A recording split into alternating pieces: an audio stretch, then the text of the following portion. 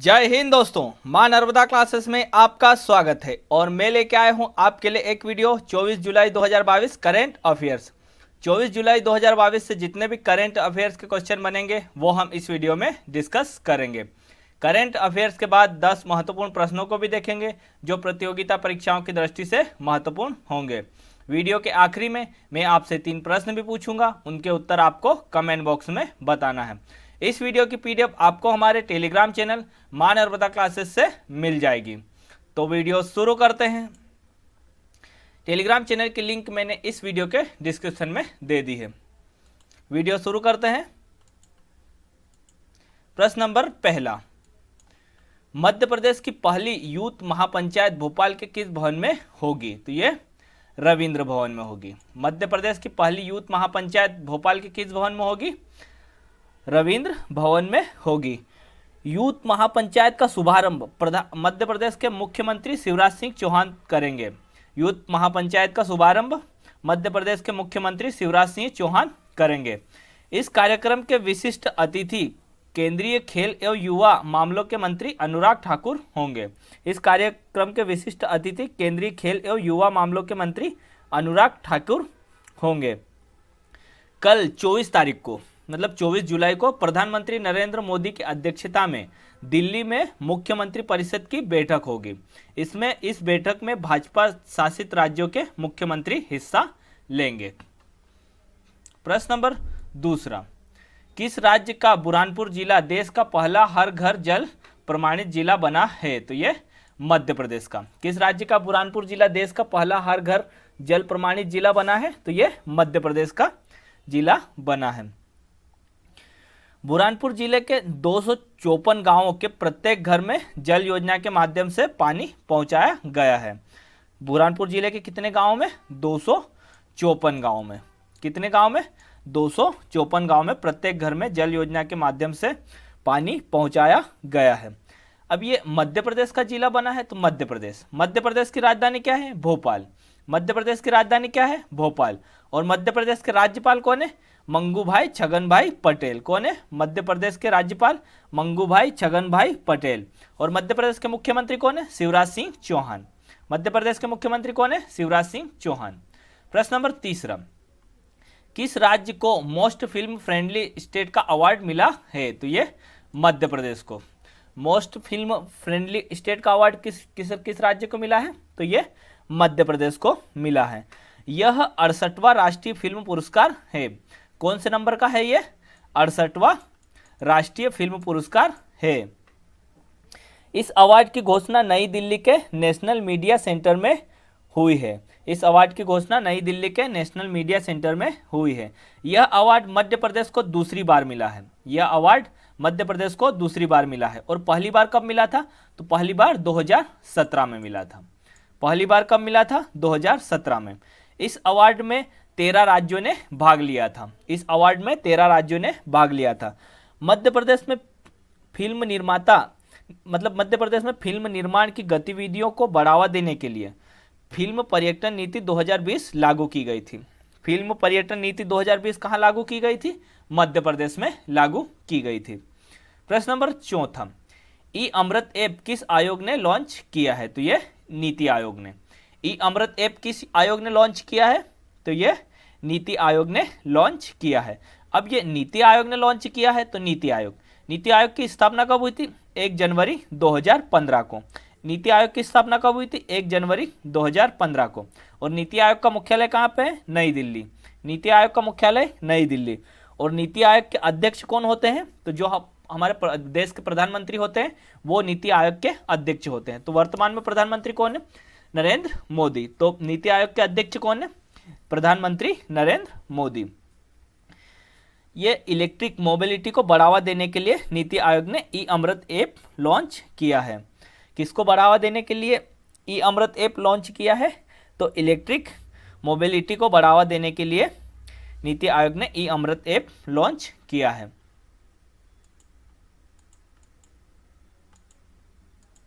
प्रश्न नंबर 5वां, वैश्विक खाद्यान्न संकट दूर करने के लिए रूस और किस देश के बीच समझौता हुआ है? तो ये रूस और यूक्रेन के बीच हुआ है। किस देशों के बीच हुआ है दोनों? रूस और यूक्रेन के बीच हुआ है।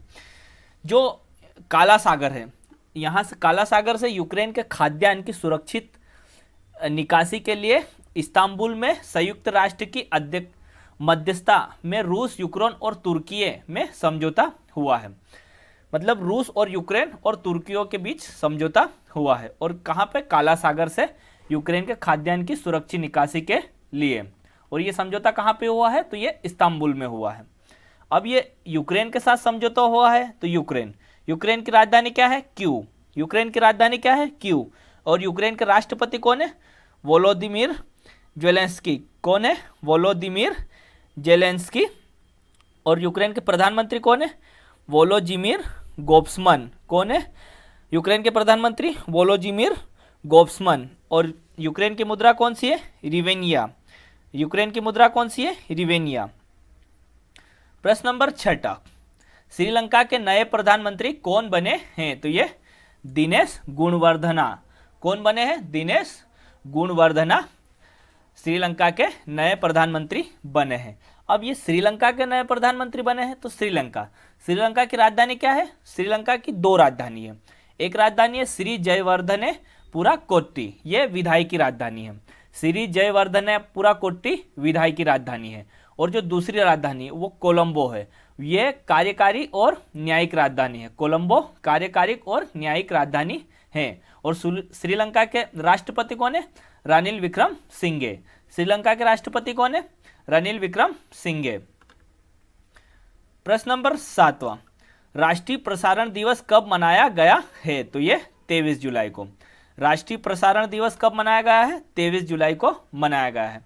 यह राष्ट्रीय प्रसारण दिवस को नेशनल ब्रॉडकास्टिंग डे भी बोलते हैं। राष्ट्रीय प्रसारण दिवस को नेशनल ब्रॉडकास्टिंग डे भी बोलते हैं। इस दिन को मनाने का उद्देश्य लोगों को रेडियो के महत्व के बारे में बताना है। 23 जुलाई 1927 को 23 जुलाई 1927 में भारत में पहली बार बॉम्बे स्टेशन से रेडियो का प्रसारण शुरू हुआ था।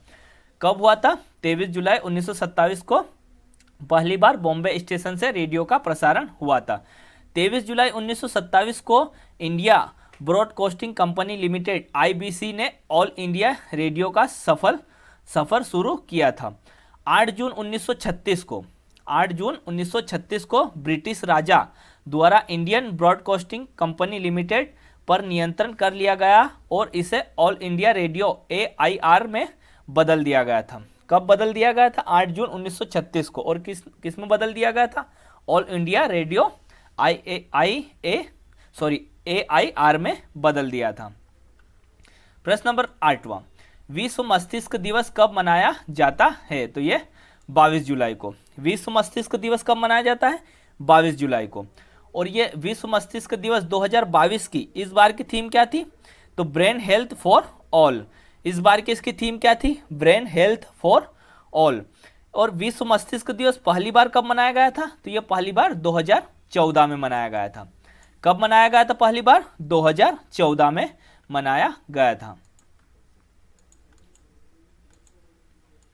प्रश्न नंबर 9, शेख मोहम्मद सबा अल सलेम किस देश के नए प्रधानमंत्री बने हैं? तो ये कुवैत के। शेख मोहम्मद सबा अल सलेम किस देश के नए प्रधानमंत्री बने हैं? तो ये कुवैत के बने हैं। किस देश के बने हैं? कुवैत के। अब ये कुवैत के नए प्रधानमंत्री बने हैं, तो कुवैत की राजधानी क्या है? Kuwait city. कुवैत की राजधानी क्या है? Kuwait city. और कुवैत की मुद्रा क्या है? कुवैती दिनार। कुवैत की मुद्रा क्या है? कुवैती दिनार। प्रश्न नंबर 10, 21 जुलाई 2022 को प्रधानमंत्री वय वंदना योजना की कौन सी वर्षगांठ मनाई गई? तो ये 5वीं वर्षगांठ मनाई गई। 21 जुलाई 2022 को प्रधानमंत्री वय वंदना योजना की कौन सी वर्षगांठ मनाई गई? 5वीं वर्षगांठ मनाई गई।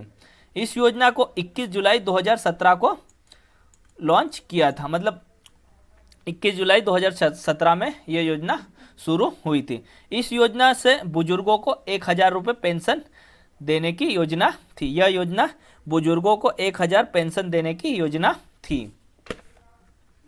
मतलब है अभी। प्रश्न नंबर 11, ONGC विदेश लिमिटेड के प्रबंधक निदेशक किसे नियुक्त किया गया है? तो ये राजर श्री को गुप्ता। किसे? राजर्षि को गुप्ता को नियुक्त किया गया है। किसे नियुक्त किया गया है? राजर्षि गुप्ता को। ये ONGC विदेश लिमिटेड, इसका मुख्यालय कहाँ पे है? तो ये नई दिल्ली में है। कहाँ है? नई दिल्ली में। यह लिमिटेड तेल एवं गैस खनन से संबंधित है।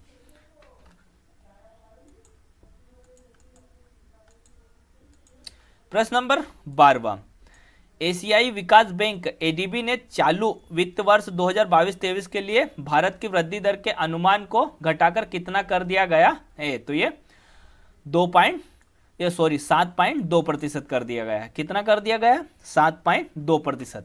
और कितने से घटाकर कर दिया गया है? तो 2.5% से घटाकर 2.7% कर दिया गया है। अब ये एशियाई विकास बैंक ADB, इसकी स्थापना कब हुई थी? इसकी स्थापना 19 दिसंबर 1966 को हुई थी। कब हुई थी इसकी स्थापना? एशियाई विकास बैंक की 19 दिसंबर 1966 को। और इसका मुख्यालय कहाँ पे है? फिलीपींस। कहाँ पे है इसका मुख्यालय? फिलीपींस में। और इसके सदस्य देश कितने हैं? 68। इसके सदस्य देश कितने हैं? 68 सदस्य देश हैं। और इसके अध्यक्ष कौन है वर्तमान में? आत्सुंगु आसाकावा। कौन है? आत्सुंगु आसाकावा। प्रश्न नंबर 13, किस देश के प्रधानमंत्री मारियो ड्रेगी ने अपने पद से इस्तीफा दे दिया है? तो ये इटली के प्रधानमंत्री थे। किस देश के? इटली के प्रधानमंत्री थे जिन्होंने हाल ही में इस्तीफा दे दिया है। और किसने दिया? मारियो ड्रेगी ने। अब ये इटली के प्रधानमंत्री ने इस्तीफा दिया है, तो इटली की राजधानी क्या है? रोम। इटली की राजधानी क्या है? रोम। और इटली की मुद्रा कौन सी है? यूरो। इटली की मुद्रा कौन सी है? यूरो।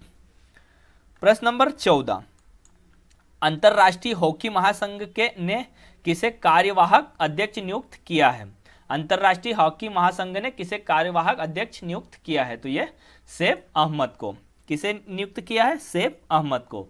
और ये सैफ अहमद कहाँ के हैं? तो ये मिस्र के हैं। कहाँ के हैं? मिस्र के हैं। अब ये अंतरराष्ट्रीय हॉकी महासंघ के कार्यवाहक अध्यक्ष नियुक्त किए गए हैं। तो अंतरराष्ट्रीय हॉकी महासंघ, इसकी स्थापना 7 जनवरी 1924 को पेरिस फ्रांस में हुई थी। अंतरराष्ट्रीय हॉकी महासंघ की स्थापना 7 जनवरी 1924 को पेरिस फ्रांस में हुई थी। और इसका वर्तमान में मुख्यालय कहाँ पे है? लुसाने में है। अंतरराष्ट्रीय हॉकी महासंघ का वर्तमान में मुख्यालय कहाँ पे है? लुसाने, स्विट्जरलैंड में। वर्तमान में मुख्यालय कहाँ पे है? लुसाने, स्विट्जरलैंड में। और इसके कुल सदस्य देश कितने हैं? 138। इसके कुल सदस्य देश कितने हैं? 138। और इसके अध्यक्ष कौन है वर्तमान में? Theory Weil.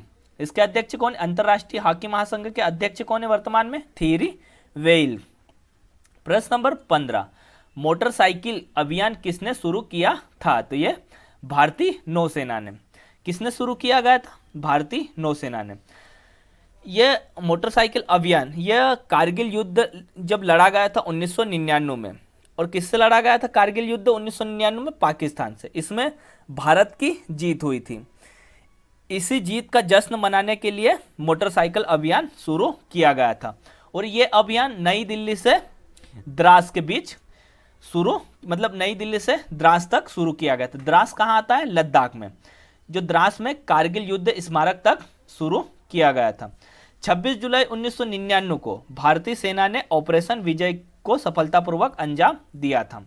कब दिया था? 26 जुलाई 1999 को भारतीय सेना ने ऑपरेशन विजय को सफलतापूर्वक अंजाम दिया था।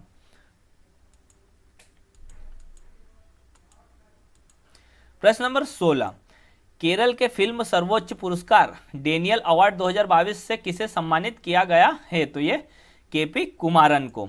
किसे सम्मानित किया गया है? केपी कुमारन को। यह केपी कुमारन यह मलयालम फिल्म निर्माता हैं। यह केपी कुमार मलयालम फिल्म निर्माता हैं। प्रश्न नंबर 17, प्रधानमंत्री नरेंद्र मोदी ने कहाँ भारत के पहले मानव यात्री ड्रोन वरुणा का अनावरण किया है? तो यह नई दिल्ली में किया है। वरुणा का अनावरण कहाँ किया है? नई दिल्ली में। प्रश्न नंबर 18, भारत का पहला 100% लैंडलॉर्ड मॉडल वाला बंदरगाह कौन सा बना है? तो यह जवाहरलाल नेहरू पोर्ट बंदरगाह बना है। यह कहाँ पे है? तो यह महाराष्ट्र में। कहाँ पे है जवाहरलाल नेहरू पोर्ट? महाराष्ट्र में।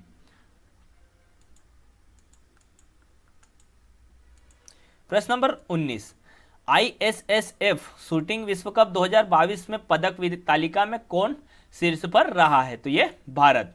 ISSF शूटिंग विश्व कप 2022 की पदक तालिका में कौन शीर्ष पर रहा है? तो ये भारत शीर्ष पर रहा है। भारत ने टोटल 15 मेडल जीते हैं। भारत ने टोटल 15 मेडल जीते हैं, जिसमें से 5 गोल्ड मेडल जीते हैं, 6 सिल्वर मेडल जीते हैं और 4 ब्रॉन्ज मेडल जीते हैं। 5 गोल्ड मेडल, 6 सिल्वर मेडल और 4 ब्रॉन्ज मेडल जीते हैं। प्रश्न नंबर 20वां, क्रांतिकारी और दृढ़ निश्चयी स्वतंत्रता सेनानियों में से एक चंद्रशेखर आजाद जी की जयंती कब मनाई गई? तो ये 23 जुलाई को। क्रांतिकारी और दृढ़ निश्चयी स्वतंत्रता सेनानियों में से एक चंद्रशेखर आजाद जी की जयंती कब मनाई गई? तो ये 23 जुलाई को मनाई गई। चंद्रशेखर आजाद जी का जन्म 23 जुलाई 1906 को मध्य प्रदेश के भाभरा गांव में हुआ था, जो वर्तमान में चंद्रशेखर आजाद नगर के नाम से जाना जाता है, और यह अलीराजपुर जिले की एक तहसील है। चंद्रशेखर आजाद नगर अलीराजपुर जिले की एक तहसील है। यह जो भाभरा गांव है, यह पहले झाबुआ जिले में आता था। किस जिले में आता था? झाबुआ जिले में। लेकिन अलीराजपुर जिला इससे अलग होने की वजह से तो अब यह अलीराजपुर जिले में आता है। चंद्रशेखर आजाद जी ने 1921 में जब महात्मा गांधी ने असहयोग आंदोलन शुरू किया था, तब उन्होंने क्रांतिकारी गतिविधियों में सक्रिय रूप से भाग लिया था। दोस्तों, अगर आपको यह वीडियो हेल्पफुल लगता है तो वीडियो को लाइक और शेयर जरूर करें। अब आज के 10 महत्वपूर्ण प्रश्न। प्रश्न नंबर 1, हिंदुस्तान एरोनॉटिक्स लिमिटेड का मुख्यालय कहाँ स्थित है? तो ये बेंगलुरु में। कहाँ पे स्थित है? बेंगलुरु में है। प्रश्न नंबर 2, भारत में कुल कितने केंद्र शासित प्रदेश हैं? तो ये 8। भारत में कुल कितने केंद्र शासित प्रदेश हैं? 8। प्रश्न नंबर 3, भारतीय रिजर्व बैंक की स्थापना कब हुई थी? तो ये 1935 में। भारतीय रिजर्व बैंक की स्थापना कब हुई थी? 1935 में। प्रश्न नंबर 4, किसने ओरछा के चतुर्भुज मंदिर का निर्माण करवाया था? तो ये बुंदेला राजपूत ने। किसने करवाया था? बुंदेला राजपूत ने। प्रश्न नंबर 5, राष्ट्रीय प्रतीक पर कौन से शब्द अंकित हैं? तो ये सत्यमेव जयते। कौन से शब्द अंकित हैं? सत्यमेव जयते। प्रश्न नंबर 6, विभाजन परिषद के अध्यक्ष कौन थे? तो ये लॉर्ड माउंटबेटन। विभाजन परिषद के अध्यक्ष कौन थे? Lord Mountbatten. प्रश्न नंबर 7, सुशासन दिवस भारत के किस पूर्व प्रधानमंत्री के जन्म दिवस पर आयोजित किया जाता है? तो ये अटल बिहारी वाजपेयी के जन्मदिन पर आयोजित किया जाता है। सुशासन दिवस अटल बिहारी वाजपेयी के जन्मदिन पर आयोजित किया जाता है। प्रश्न नंबर 8, दिबांग वन्यजीव अभयारण्य किस भारतीय राज्य में स्थित है? तो यह अरुणाचल प्रदेश में। दिबांग वन्यजीव अभयारण्य किस राज्य में है? अरुणाचल प्रदेश में है। प्रश्न नंबर 9, फलों के रस में मिलाए जाने वाले खमीर में होने वाली अवायवीय श्वसन में शर्करा किस रासायनिक पदार्थ में बदल जाता है? तो यह एल्कोहल में बदल जाता है। किस में बदल जाता है? एल्कोहल में। प्रश्न नंबर 10, चुंबक का वह महत्वपूर्ण गुण जिसका उपयोग नाविकों तथा यात्रियों द्वारा प्राचीन काल से किया जाता रहा है? तो यह दिशा संबंधित गुण। कौन सा गुण? दिशा संबंधित गुण। अब कल के प्रश्नों के उत्तर। कल का पहला प्रश्न था, भारत का राष्ट्रीय जल जीव कौन सा है? तो यह गंगा नदी डॉल्फिन। कौन सी है? गंगा नदी डॉल्फिन। प्रश्न नंबर 2, निम्न में से किस निकाय ने 2015 में योजना आयोग का स्थान लिया है? तो यह नीति आयोग ने। किसने लिया है योजना आयोग का स्थान? नीति आयोग ने। प्रश्न नंबर 3, किस दिन को भारत में राष्ट्रीय बालिका दिवस के रूप में मनाया जाता है? तो यह 24 जनवरी को। 24 जनवरी को राष्ट्रीय बालिका दिवस के रूप में मनाया जाता है भारत में। अब कल के प्रश्नों के उत्तर। कल का पहला प्रश्न है, आज का पहला प्रश्न है, मानवाधिकार दिवस किस दिन को मनाया जाता है? मानवाधिकार दिवस किस दिन को मनाया जाता है? प्रश्न नंबर 2, इतिहास के अनुसार किसने ग्वालियर की स्थापना की थी? इतिहास के अनुसार किसने ग्वालियर की स्थापना की थी? प्रश्न नंबर 3, प्रधानमंत्री नरेंद्र मोदी की जीवनी मोदी एक तारे का अतुल्य उदय के लेखक हैं? इन तीनों प्रश्नों के उत्तर आपको कमेंट बॉक्स में बताना है। धन्यवाद दोस्तों। अगर आपको ये वीडियो अच्छा लगा है तो वीडियो को लाइक करें, वीडियो को ज़्यादा से ज़्यादा शेयर करें, और अगर आपने हमारे चैनल को सब्सक्राइब नहीं किया है तो हमारे चैनल को सब्सक्राइब कर लें और साथ में बेल आइकन को भी प्रेस कर दें, जिससे आपको हमारी आने वाली वीडियो की नोटिफिकेशन मिल जाएगी। दोस्तों, आपसे एक रिक्वेस्ट है कि आप कम से कम 10 सब्सक्राइबर जरूर करवाएं। धन्यवाद दोस्तों। जय हिंद, जय भारत।